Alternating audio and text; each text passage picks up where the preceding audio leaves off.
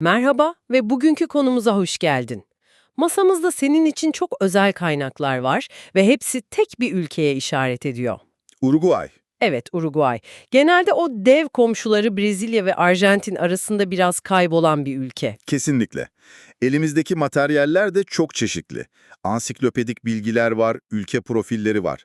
Amacımız da tam olarak bu. Yani bu gölgede kalmış ülkenin ruhunu biraz anlamak. Hı hı. Nasıl oldu da bir zamanlar Amerika'nın İsviçre'si diye anıldı ya da bugün onu sosyal konularda bu kadar ilerici yapan şey ne? Mesela esrarı yasallaştırması gibi.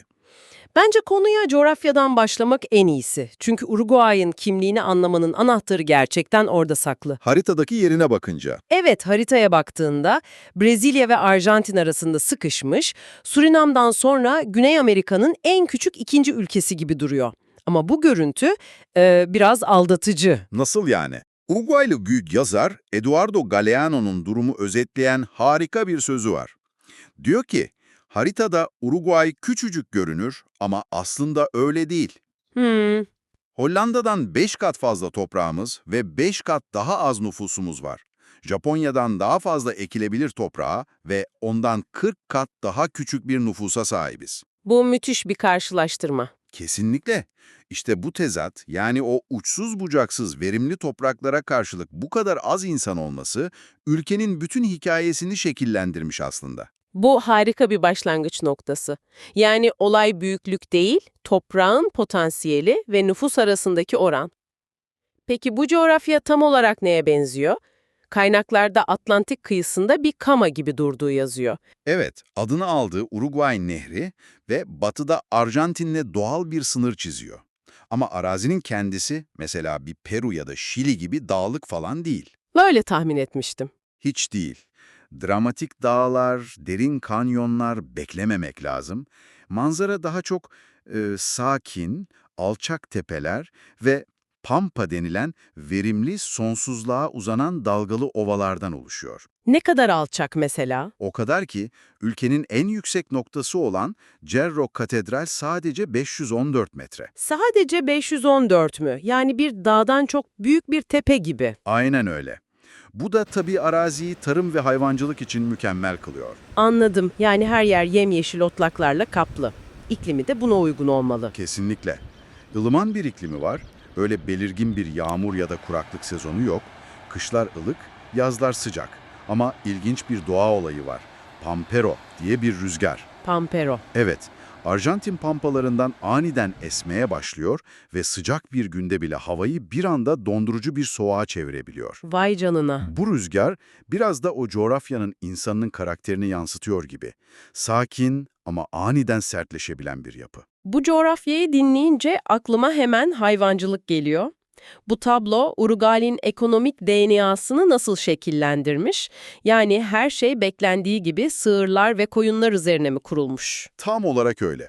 Bu geniş ve verimli otlaklar, ülkenin ekonomik bel kemiğini oluşturan büyükbaş ve küçükbaş hayvancılık için adeta bir cennet. En başından beri mi böyle? En başından beri. Sığır ve koyun yetiştiriciliği en önemli ekonomik faaliyet. Kaynaklardaki o klasik sığır güden gaucho, yani kovboy fotoğrafı bir klişeden çok daha fazlası. O, ülkenin ulusal kimliğinin ve ruhunun bir simgesi. Bu gaucho ruhu dediğimiz şey tam olarak ne ifade ediyor? Yalnızca bir kovboy imgesi mi? Değil aslında. Bu gaucho ruhu, o bireysel, dayanıklı ve toprağa bağlı karakter, bugün bile Uruguaylıların dev komşuları arasında kendi kimliklerini koruma biçiminde kendini gösteriyor. Anladım. Yani bu sadece bir kovboy figürü değil, bir hayatta kalma felsefesi. Ama tabii, Ama tek bir sektöre bu kadar bağımlı olmanın getirdiği büyük bir risk de var. evet, bütün yumurtaları aynı sepete koymak gibi. Bunun kötü bir sonuç doğurduğu bir örnek var mı kaynaklarda? Hem de çok acı bir örnek var. 2001 yılında patlak veren şap hastalığı salgını. Oo, evet. Ekonominin kalbine saplanmış bir bıçak gibiydi.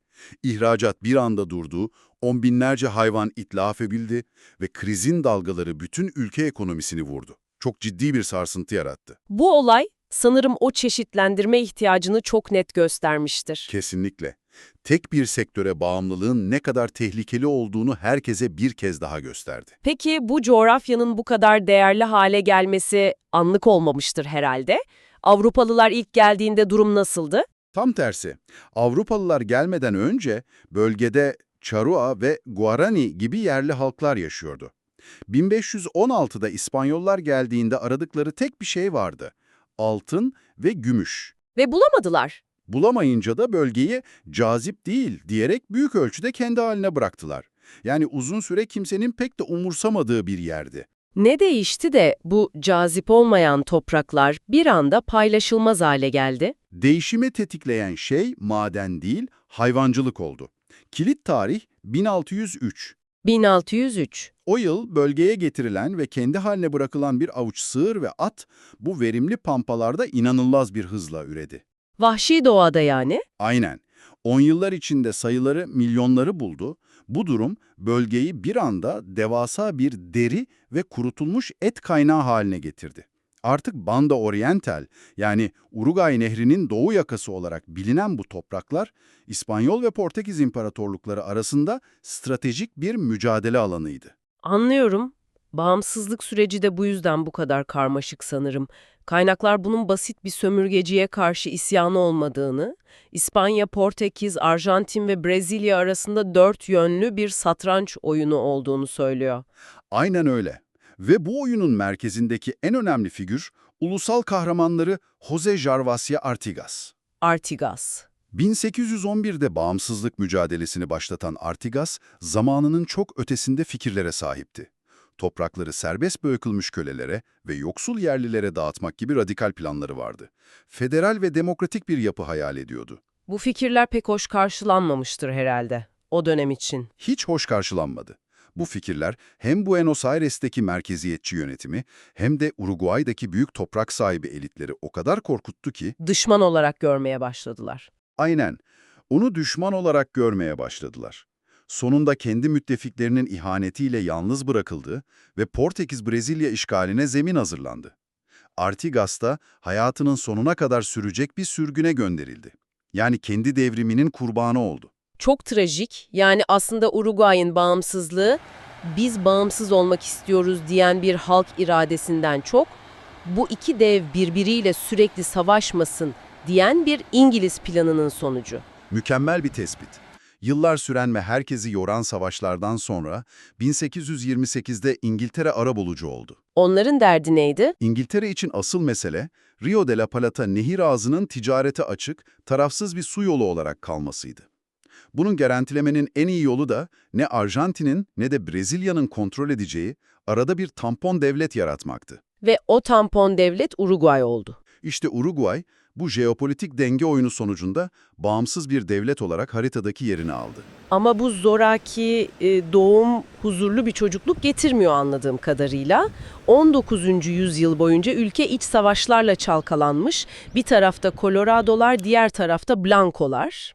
Evet, bağımsızlığın ilk 70 yılı neredeyse kesintisiz bir iç savaşla geçti. Özellikle Guerra Grande, yani Büyük Savaş olarak bilinen uzun ve kanlı çatışma ülkeyi mahvetti. Komşular da durmamıştır herhalde. Tabii ki. Bu kaos, komşuları Arjantin ve Brezilya'nın da sürekli olarak ülke iç işlerine müdahale etmesine zemin hazırladı. Bu iki parti arasındaki derin ayrım, Uruguay siyasetini 10 yıllar boyunca şekillendirecekti. İşte tam burada hikayenin en inanılmaz kısmına geliyoruz. Tüm bu kaos, iç savaşlar, dış müdahaleler ve yoksulluktan sonra 20. yüzyılın başında Uruguay nasıl oldu da birdenbire Amerika'nın İsviçre'si olarak anılmaya başlandı? Bu akıl almaz dönüşümün sırrı neydi? Bu dönüşümün mimarı tek bir adam, Colorado Partisi'nin efsanevi lideri José Batlley Ordóñez. Batalye, Evet. Batalye, 1904'te Blancosların son büyük isyanını askeri olarak bastırarak ülkede 10 yıllardır hasret kalınan siyasi istikrarı sağladı. Ama o sadece düzeni sağlayan bir lider olmakla yetinmedi, ülkeyi baştan aşağı yeniden inşa eden, o dönem için devrim niteliğinde bir reform programı başlattı. Bu anlattığın tablo kulağa bir ütopya gibi geliyor. Sağlık hizmetleri, işsizlik maaşı, seküler bir yapı, 1920'lerin Latin Amerika'sında inanılmaz olmalı. İnsan dinlerken mutlaka bir yerde bir sorun çıkmıştır diye düşünüyor. O kırılma noktası neydi? Bu rüya nasıl bitti? Cevap yine ekonomide, o tek motorlu yapıda gizli. Hayvancılık meselesi. Aynen. Bu cömert refah devleti büyük ölçüde yün ve et gibi tarım ürünlerinin ihracatına dayanıyordu. Özellikle Kore Savaşı sırasında bu ürünlere olan talep patlamış ve fiyatlar rekor seviyelere ulaşmıştı. Kasa doluyordu yani. Doluyordu. Ama 1950'lerin ortalarında savaş bitip bu ürünlere olan küresel talep ve dolayısıyla fiyatlar çakılınca o tek motorda teklemeye başladı. Ekonomi hızla bir krize sürüklendi. Yani bütün o İsviçre modeli aslında tek bir ihracat kaleminin başarısına bağlı, pamuk ipliği gibi bir yapıymış. Bu inanılmaz bir kırılganlık. Peki bu çöküş başlayınca toplumda ne oldu? Sonuçlar yıkıcıydı. Yüksek enflasyon, hızla artan işsizlik ve genel bir toplumsal huzursuzluk. Sendikalar grevlere gitti, öğrenciler protestolar düzenledi. İşte bu kaos ortamı, Tupamarolar olarak bilinen solcu bir şehir gerillası hareketinin yükselişine zemin hazırladı. Tupamarolar. Evet, şehirlerde banka soygunları, kaçırmalar ve siyasi suikastlarla tansiyon her geçen gün daha da arttı. Siyaset bu krizi yönetemedi mi? Yönetemedi. Siyasi sistem felç olmuştu. Bu durum, ordunun duruma el koymak için aradığı bahaneyi ona altın tepside sundu. Klasik gerekçe. Ülkeyi kaostan kurtarıyoruz. Tam olarak öyle. Ülkeyi kaostan ve komünizm tehlikesinden kurtarıyoruz diyerek 1973'te yönetime el koydular. Ve böylece 1985'e kadar sürecek o karanlık diktatörlük dönemi başladı. Evet, bu dönem binlerce siyasi tutuklu, sistematik işkence ve sayısız insan hakları ihlaliyle anılıyor. Hatta Uruguay, kendi nüfusuna oranla dünyadaki en fazla siyasi mahkuma sahip ülke haline gelmişti. Korkunç. Ama rejim kendi kibrinin kurbanı oldu. 1980'de iktidarlarını kalıcı hale getirecek yeni bir anayasa hazırlayıp halk oylamasına sundular. Kazanacaklarından o kadar eminlerdiler ki, Ama yanıldılar. hem de fena halde. Her türlü baskıya ve sansüre rağmen halk sandıkta hayır dedi. Bu beklenmedik sonuç, diktatörlüğün meşruiyetini bitiren ölümcül darbe oldu ve demokrasiye giden yolu geri dönülmez bir şekilde açtı. 1985'te demokrasiye dönüldükten sonra Uruguay'ın o eski ilerici kimliğine sanki kaldığı yerden devam ettiğini ve hatta daha da cesur adımlar attığını görüyoruz. Kürtaj, eşcinsel evlilik ve tabii ki esrarın üretimini, satışını ve tüketimini tamamen yasallaştıran dünyadaki ilk ülke olmaları. Bu politikaların arkasında son dönemin simge ismi var. 2010-2015 yılları arasında başkanlık yapan José Mujica. Mujica. Mujica'nın kişisel hikayesi aslında Uruguay'ın modern tarihinin canlı bir özeti gibi. Kendisi eski bir Tupamaro gerillası. Gerçekten mi?